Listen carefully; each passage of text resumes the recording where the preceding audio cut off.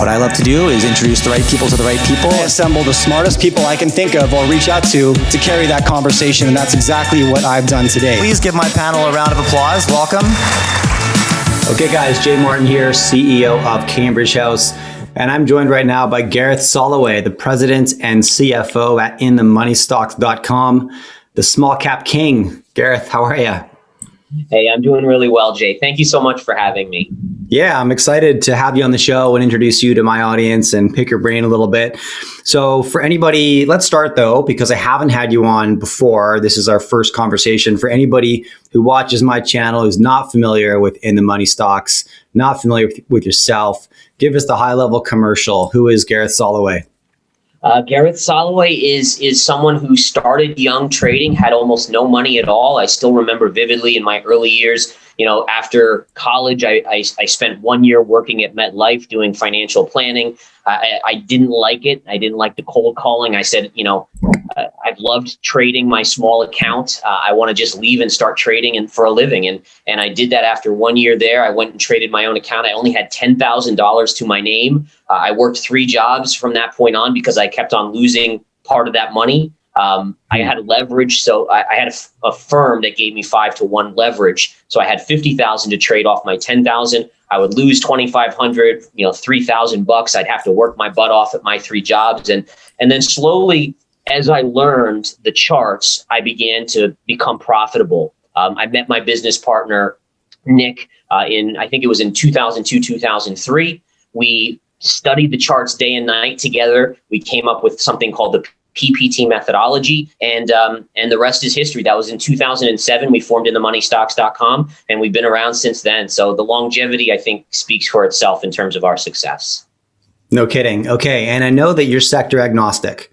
You look at anything, right? Wherever you follow the puck, right? Wherever there's money to be made, which I love because I'm very similar.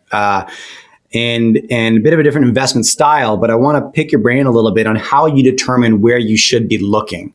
What are the first indicators that help you zero in on a sector or a vertical or a trend?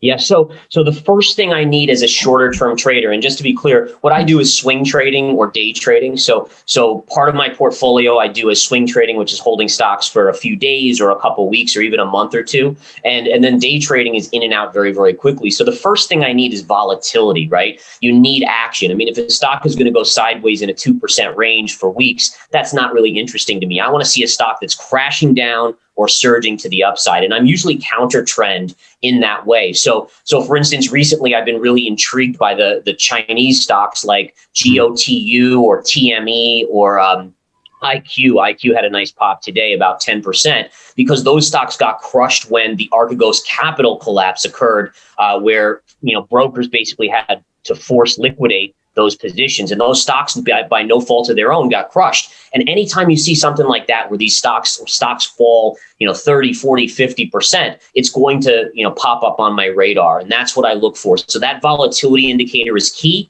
And then the next step is to find the chart level to enter. And what I look for is price pattern and time. So price would be like a gap fill or a double bottom or some signal like that. Time factors, we have something called time counts we look for. And the pattern could be a bull flag or anything like that. But those are the key metrics that get me into a trade. Okay. And so outside of Chinese stocks, are you looking at any sectors right now? What's catching your eye? Yeah, so definitely there are some. One of my favorite stocks right now is Viacom. Viacom, I love it. Even as a midterm play, it's one of my longer term viewpoints, mainly because same thing, it was crushed with Archegos Capital collapse. And it's basically trading at a 9 forward PE, pays a 2.5% dividend. So I have the fundamentals to back up the technical oversold condition. And again, the stock is into major support. So that's a great one that I like as well. I think it's popping a couple dollars today after kind of settling in here. The other thing I'd like to mention too is on the overall market, I'm not super bullish right now. So I do have short positions on the S&P, on the NASDAQ, and on individual stocks that are overdone to the upside. And the bottom line is that you have these scenarios where inflation is starting to bubble up. You have, the potential for tax increases here in the United States. All of those are going to weigh on the money flow that's coming into the market. And ultimately, I think institutions are starting to exit. Interesting. Yeah, I was curious your thoughts on just the broad equities sector. One last question on Viacom. So you look at that as an individual holding. You're not therefore looking at, call it like the media or content industry, right? You saw a one-off opportunity in Viacom, but that doesn't relate to that industry otherwise. Is that correct? Yeah, I mean, I think the relation in the industry is intriguing as well, but my ultimate entry points come from technical levels on the charts, Okay. and then the major oversold conditions. So Viacom going from $102 or so down to $40 in such a quick amount of time. There's almost naturally this pendulum swing back that occurs in stocks that get oversold, especially ones where it's not company-specific negative news. I mean, if they said, "Hey, we're going out of business," that's one reason why the stock would be down. In this case, they didn't really have anything like this. They did an equity offering near $100, which I still say is one of the greatest trades of all time for them to sell $1 billion plus, I think 1.5 billion in shares near 100, and then the stock goes to $40. If I was them, I'd buy that amount back, and then they break even and end up making $1 billion or so on the trade. But I think that's the key. The interesting thing came yesterday with the Discovery announcement that they were going to merge in with HBO Max and HBO from AT&T. And that makes me intrigued with Viacom because it means that another big player could look to buy Viacom up. Viacom, a $25 billion company, something like Comcast, a $250 billion company, now probably feels like they have to compete by buying up some streaming services like Viacom has. The only issue with that thought process is that I don't know if the regulators were to approve it, but it's very intriguing from that aspect. Okay. So talk to me more about what you're seeing in the broad equities. You're talking about institutions pulling cash off the table, de-risking a little bit. So outline that for a little bit for me, Gareth. What's catching your eye as a red flag right now? So there's a bunch of things that make me bearish on the overall equity markets. Number one, that you have PE ratios very, very extended. I mean, a lot of analysts will say, oh, well, the reopening trade is why, which very well may be. But my viewpoint is the market is always 6 months ahead, meaning that the markets are looking 6 months ahead. So right now they're looking at the reopening trade. Once that reopening trade comes and goes, what's left? What's the growth after these stimulus checks stop from the government? What's left in that respect? You also look at the margin that individual investors are using right now, and it is insane. I mean, margin levels are so high, which means investors are borrowing tons of money to invest in stocks. The negative there is that it's great on the way up, but when you have to deleverage, when you get margin calls, basically everyone runs for the exit at once. And another indicator that's horrendous is that the institutional money flow is very negative for the last 1 to 2 months, which means institutions are actually dumping heavily. One of the reasons why the market hasn't gone down significantly with that is because there's enough small investor money coming in to offset that. So, those are all negatives. If you look at the chart, the Russell, the IWM has a head and shoulders pattern on it. The spiders are in a very narrow wedge pattern. It looks like it could break to the downside. So there's multiple factors here that make me very, very cautious. And again, just to throw out those same issues of tax hikes, stimulus money stopping, the Federal Reserve at some point, if inflation gets out of control, is going to have to tighten, and that means money supply is going to tighten. So those are major factors that have me on edge here.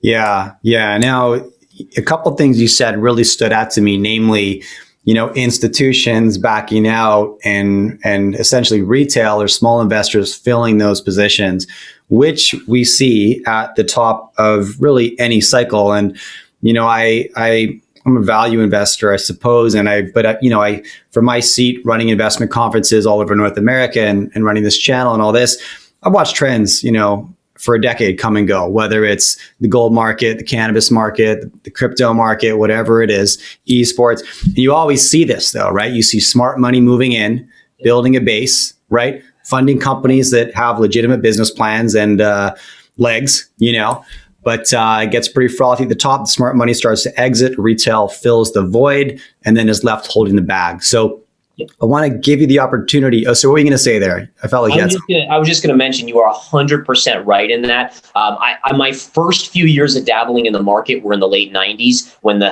.com bubble was around. And that was exactly what happened. You had the small money rushing in at the very top, running these penny stocks that had no reason to go up, to crazy valuations. And then the big money was unloading into it. And then the same thing happened in 2007. So that's something that you're absolutely right on, that you have to be concerned about, is that the same signals are coming here.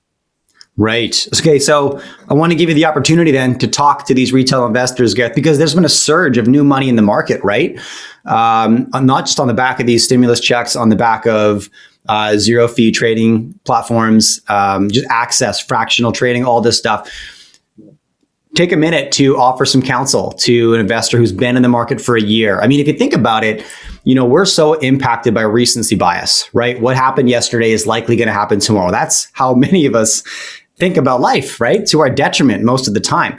And if you've been in the market for 5 years, 7 years, a decade, 12 years, all you know about the market is that it goes up. Sometimes it corrects and then it goes up again, right? So yep. Take a minute and offer some counsel to investors who've just joined the market in the last year and a half. So if you've just joined in the last year and a half, right? And even, to be honest, we have millennials who, even if you started trading 5 or 7 years ago, ever since 2009, the Fed has been injecting capital into this market, flooding the environment with huge amounts of cash, which have basically lifted the market up. So again, no one has really experienced a longer term bear market. We saw March of 2020, right, where the markets collapsed, but they snapped back so fast. It was remarkable.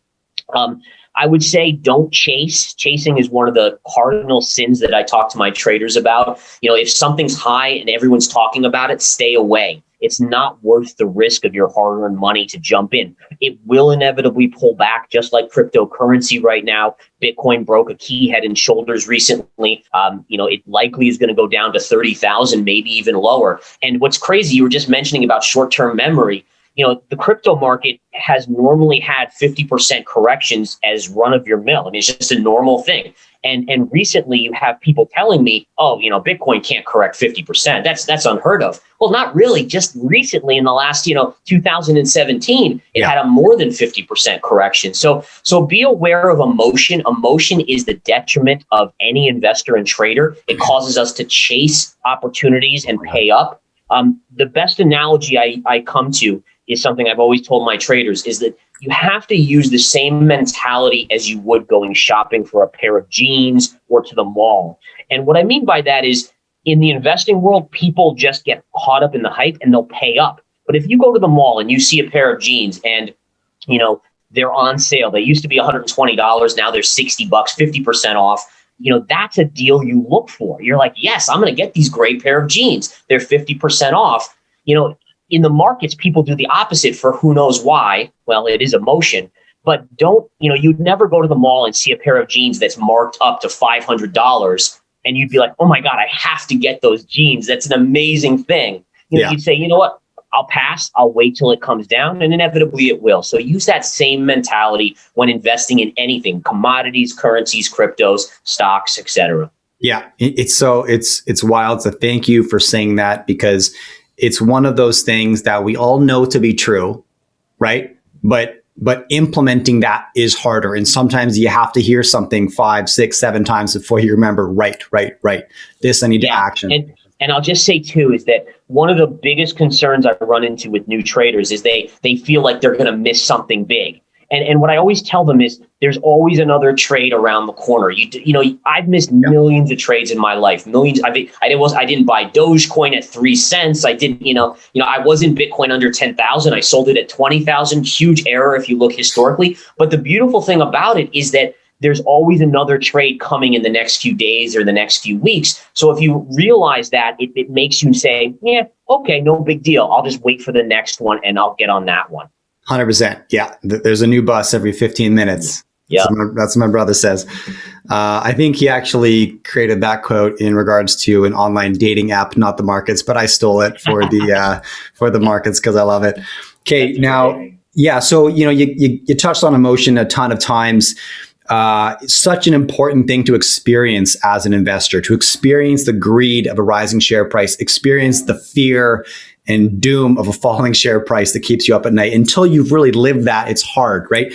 So, what I always say is the most important thing as an investor is to create your rules. And it doesn't matter so much what they are, whether you're a day trader, swing trader, value investor, long, doesn't matter, but have your rules. The harder part is following your rules, right? And I'm about to be tested, I believe, because my thesis, you touched on Bitcoin, my thesis, I'm unclear on my Bitcoin thesis, to be honest. As a consequence, I dollar cost averaged in, and I am fully prepared to ride that 40 to 60% correction if and when it comes. And I believe it's not if, I believe it's when. But when it comes, that's going to be the test of metal, really. Okay, I had the rule, I made the plan, now I got to follow it, right? Through the storm, right? Which is a lot harder to do. Okay, so equities, I'm with you there. I'm not touching them. I think it looks very fragile. So where's the hedge? I know you've got some predictions on the gold price, I believe, correct? Yes, yeah. So gold has been my favorite thing, and gold has just performed phenomenally over the last month or so. I do think it's getting short-term extended, so you might see a minor pullback in it, but use it as a buying opportunity. I ultimately think gold is going to go up to I would say probably 2,800 to 3,000 level within a year or so. So it's a pretty hefty price target. And I'm arriving at that based on us repeating exactly what happened. There was a Fibonacci 382 retrace that occurred in 2008 after we pierced the 1979 high. And sure enough, after that 2008 retrace, we then ran up and made the high around 1900 before it pulled back. And then recently, we just pierced that 1900 level and went above 2000. And now we've corrected back down. That correction is a 382 retrace. And maybe next time I'll show that chart for your followers. But it's a fascinating replication of the same thing that's occurring, which implies the same sort of move up. That should take gold to about the 3,000 level. And one last thing I'll say, we were talking about rules and stuff. The other rule that every investor needs to remember, and this is something I run into every day, so I do want to mention it, is that make sure you're understanding of how much ahead of time of your portfolio you want to put in a trade. Because I've seen a lot of traders, and they come to me, some traders come to me and they'll put 80% or 100% in the first trade alert that I give them, while I'm putting 5% of my portfolio in it. You have to make sure to diversify. There's this want to become a millionaire off $10,000 out there amongst newer investors. Like overnight they can become that millionaire. Yeah. And that's the surefire way to lose your money. It's about compounding your gains over the longer term, and you'll get to $1 million if you diversify properly. So it may not be sexy. It may not be, doubling your account every day, but it will turn out to be big money, and you'll be a lot richer than people that put all their money in one or two plays. Yeah. Thanks again for sharing that. So how do you deal with that, Gareth? I have similar messages from friends who they know what I do for a living, and they say, "Look, okay, got about $10,000. What's give me a stock tip, right?" Hoping that I'll just pick that one that'll do the 5x, 10x return.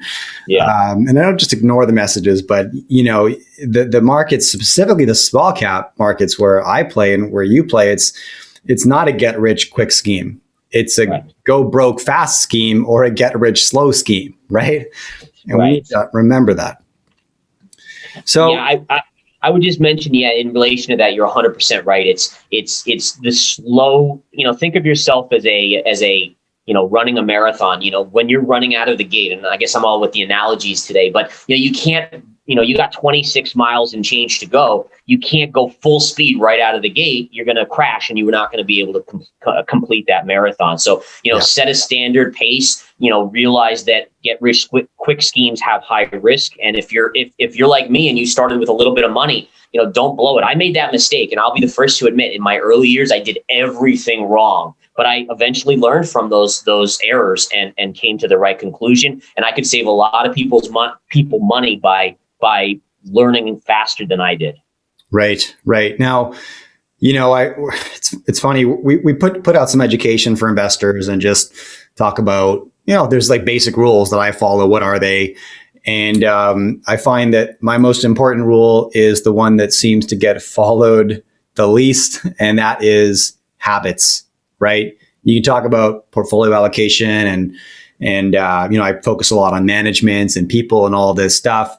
I look for tailwinds, all of it. But if you don't have the habit, nothing else matters, meaning determine how much time you have to focus on your portfolio.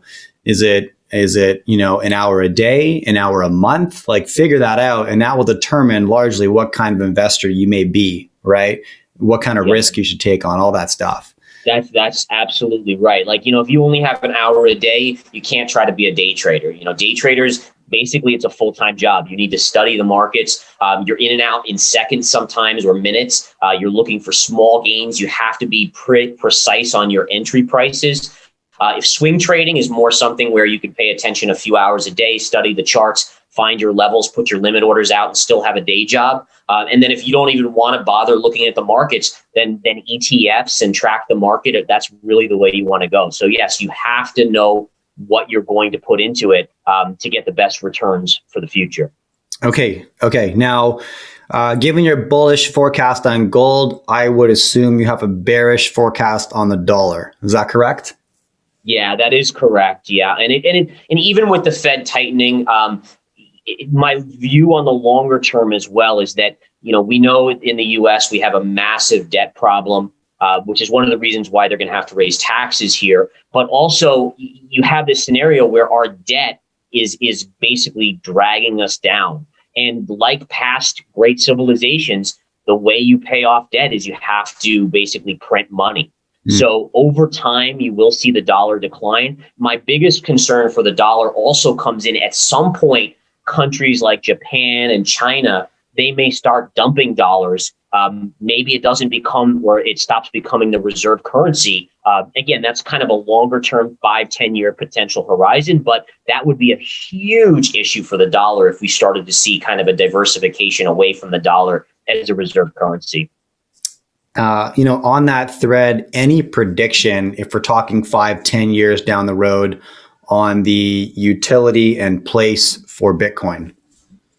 Long term, I am hugely bullish on Bitcoin. I love the crypto market. I do think that one of the things Elon Musk mentioned recently that caused some of the issues, which is again the energy used to mine Bitcoin, is a concern, and I think in the short term, that could be part of the catalyst for a decline, meaning that a lot of CEOs of companies may say, hey, listen, I don't want to look bad to this environmental group that, really, especially younger generations are so into the environment and helping it. They're not going to want to put it on their balance sheet. But I do think over time, we will diversify away from coal and other, dirty energies and have renewables. And I think longer term Bitcoin is a huge win. And that's important to mention because, a lot of people hear me saying, oh, Bitcoin's going to 30,000 or maybe lower. And they're like, oh, he hates Bitcoin. I actually love it. I just think that the chart has gotten too carried away and that you have too many small investors that think it's a get rich quick scheme to get rich, right? So you just have to flush out those weak hands. It's very normal. And then again, just be a buyer when it dips and then I would hold for the long term. Yeah. And even some of the most bullish forecasts for Bitcoin that I've had on this show, and they look like $500,000, $2 million. And, not by slouches, right? By individuals like Raoul Pal, global macro investor. But even they are not claiming that's going to be in this cycle, right? That'll be in the next or the next leg up, right? Between now and then, a couple of very terrifying corrections that we talked about earlier. Interesting, your comments on because we all saw those tweets from Musk about energy demand, from the Bitcoin sector. But I like how you framed it. Yeah, but that's because of the way we source our energy today, and that's going to change, right? Right. Energy consumption isn't the problem. Energy source right now is the problem. Yeah, that's 100% right. And we already see the U.S. under Biden starting to talk about, I think by 2030, 50% of energy being renewables. China obviously has a big pollution problem. So even though they're still using a lot of coal, they're strongly pushing for cleaner energy. And again, if you think about it in terms of the amount of money spent by societies, the pollution is a huge cause of medical problems, which then cause medical bills, and it drains the economy as well. So there's a lot of reasons to go towards renewables. And now that it's becoming more popular with the younger generations, with EV vehicles and everything like that. Heck, I have an EV vehicle myself, and I'm on the wait list for a Tesla Cybertruck. So I love it, and I have solar panels on my house. So yeah, it's cool to think, and I do think eventually we'll get there, probably sooner than we all think, and Bitcoin will be fine long term. Solar panels in Portland, Oregon. Good for you. I know. Thank goodness for the summers with all sun. Okay, excellent. Now, maybe my last question for you then is the renewable energy trade. I'm looking at it. To me, that looks like I've got money in copper explorers and developers, couple like copper, nickel royalty companies. I'm looking at some of the more obscure rare earth minerals like graphite, lithium. And that's pretty much it for me. However, I love the uranium trade. I think that's maybe the most misunderstood energy source of the past decade, and it's become the black sheep for a number of political reasons. But it's a emission-free, low footprint, amazingly productive energy source. Anyways, are you looking at the renewable sector at all right now, Gareth? And if so, what's catching your eye? Yeah, so absolutely I am. I still think there could be a little corrective move. Array Technologies, ARRY, is one that I'm keeping my eye on. And one of the things that I thought is interesting here is that these alt energy, like the solar producers, First Solar and so forth, their input costs have gone up dramatically because of the rise in commodity prices. And I do think in the short term that could drag them down. Like Array Technologies said that their input costs basically crushed their earnings. Now, their revenue was still great, but their earnings going out until a correction occurs in commodities is going to be hurt. So I think if you get a good enough correction, you have to start accumulating. I did pick up some ARRY here because I think it's overdone. But same thing with First Solar, SunPower. Look for pullbacks to major technical levels. I still think there's some more downside, but I think, again, as a viewpoint of 6, 12, 18 months out, they pull back another 20% or so, and you got to start to inch into them. Okay. Awesome. Look, Gareth, I think we'll wrap it up here. It's been fun. I'm glad I had you on. Yeah. Thank you so much, Jay. It has been a great time and love talking to you. So for anybody who wants to find more of your stuff, inthemoneystocks.com, anything else, where else should we point them? If you just want some cool tweets, follow me on Twitter at Gareth Soloway. Always some interesting market analysis. Sometimes I post great chart setups on there as well. That's all free on my website, inthemoneystocks.com. There are services where I give out my exact trades as well. Excellent. Okay. Thanks again, Gareth. Let's do it again. Thank you. Absolutely. As always, if you enjoy this content, please hit subscribe. I'd love to have you on the team. And if you want to take the next step and go a bit deeper with my content, I publish a free weekly newsletter every Friday where I debrief my portfolio. I distill the top lessons I've uncovered from the guests I've had on this show every week. And I talk about sectors and industries that I think are poised to move, areas that I'm looking for opportunity, and places that I'm allocating capital. I love writing it. We publish every Friday. The link is right beneath this video. Love to have you join the tribe.